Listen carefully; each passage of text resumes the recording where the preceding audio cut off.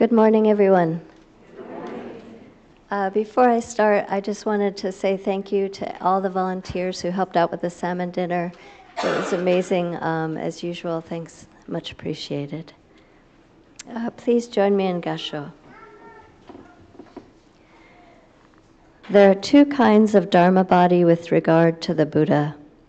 The first is called Dharma body as suchness, and the second, Dharma body as compassionate means. Dharma body as suchness has neither color nor form, thus the mind cannot grasp it, nor words describe it. From this oneness was manifested from called Dharma body as compassionate means.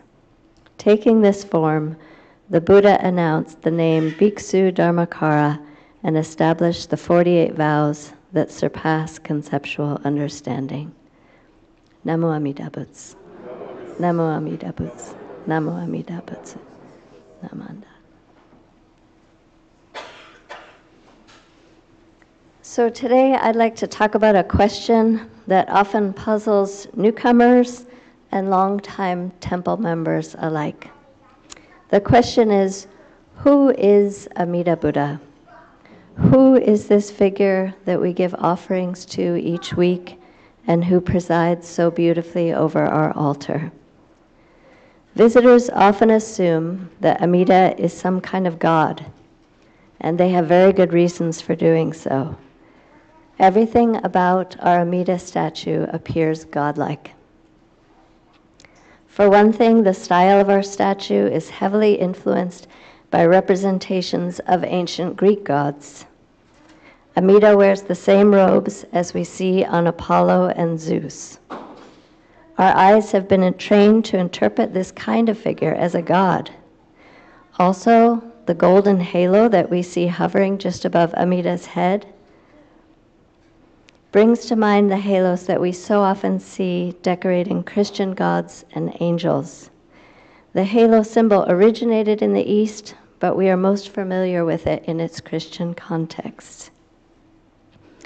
Even the rituals that we use when we approach this statue, like offering incense, bowing, putting our hands together, are the same motions that you would see when visiting a Hindu temple or a Catholic church. And it is not just the visual similarities that cause us to think of Amida as a god.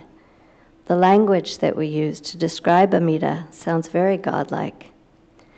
Amida is described as an immense golden being, incalculably tall, brilliantly glowing. Amida exists in a pure land that is located somewhere outside the ether, outside of secular space and time. And we are called upon to worship and praise this being who will in turn save us and bring us to the Pure Land. If there are any lingering doubts, the final nail in the coffin that suggests that Amida is a god is that we're told that Amida is immortal. I don't know about you, but I've always been taught that immortality is the defining characteristic of a god. So who could blame us for thinking that Amida is a god? If it looks like a god, acts like a god, and smells like a god, is it not a god? Yet despite these similarities, I don't know anyone among us who would say that Amida is a god. And so one has to ask oneself, why not? The reason is that there are several important ways that Amida is different from a god. For example, there are a few things that gods generally do that Amida does not do. For one thing, gods are generally believed to have created the universe. As we all know, Amida did not create the universe. Secondly, gods tend to demand that certain laws be obeyed. This is one of the defining characteristics of the Judeo-Christian God.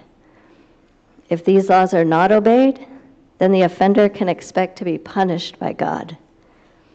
Once again, judgment and punishments are not functions of Amida Buddha. We do have an eightfold path, but these were invented by a person and are more recommendations than laws. Thirdly, gods tend to interfere with the workings of the world. Their followers pray for things like sunny weather, good health, victory in things like war and football games. Again, Amida does not have the power to affect the workings of the world either in a positive or a negative way. Shakyamuni Buddha taught that the events of our lives are not the result of God's interventions, but come about due to an infinite number of causes and conditions interwoven together. One other final and very important way that Amida is different from a god is that we are all potentially Amida. We will all become Buddha. It's only a matter of time, patience, and direction. So whereas it would be heretical in other religions to suggest that you and I will become God in the same sense that God is God, in Jodo Shinshu, it's perfectly acceptable. In Lamp for the Latter Ages, Shinran himself wrote, "Those who attain Shinjin and joy are equal to the Tathagatas." So in conclusion, we may say that although Amida appears to be a god, and we act towards Amida as we might act towards a god, Amida is not a god. So the question then arises, if Amida is not a god, what is Amida? Well, I don't know that I have a definitive answer to that question, but I wanted to start by introducing you to a Sanskrit word that technically describes what Amida is. Amida is what's called a Sambhogakaya Buddha. And I have written it out phonetically here. I don't know how effectively I'll be able to do this, but Sam, and this is Bo. Oh, thank you. Ga. Kaya. It's a tricky word. I know, but since we spend so much time talking about Amida here, I thought it might make sense for us to know what Amida is technically called. The concept of Sambhogakaya Buddhas was invented just after the death of Shakyamuni Buddha. This was a difficult time for the Sangha. Everyone was in a bit of a muddle and wasn't sure what to do. After all, Shakyamuni had been their teacher for over 56 years. Out of this confusion, there emerged several innovative thinkers that we now call Mahayana scholars. It was they who invented this new kind of Buddha, an immortal one that would not die like Shakyamuni had, the Sambhogakaya Buddha. You guys could probably sit down. I know, don't turn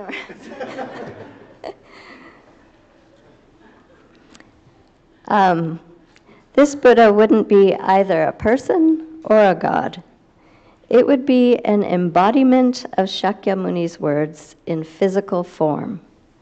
In doing this, they immortalized Shakyamuni's teachings for future generations. This is what makes Amida immortal, not anything supernatural.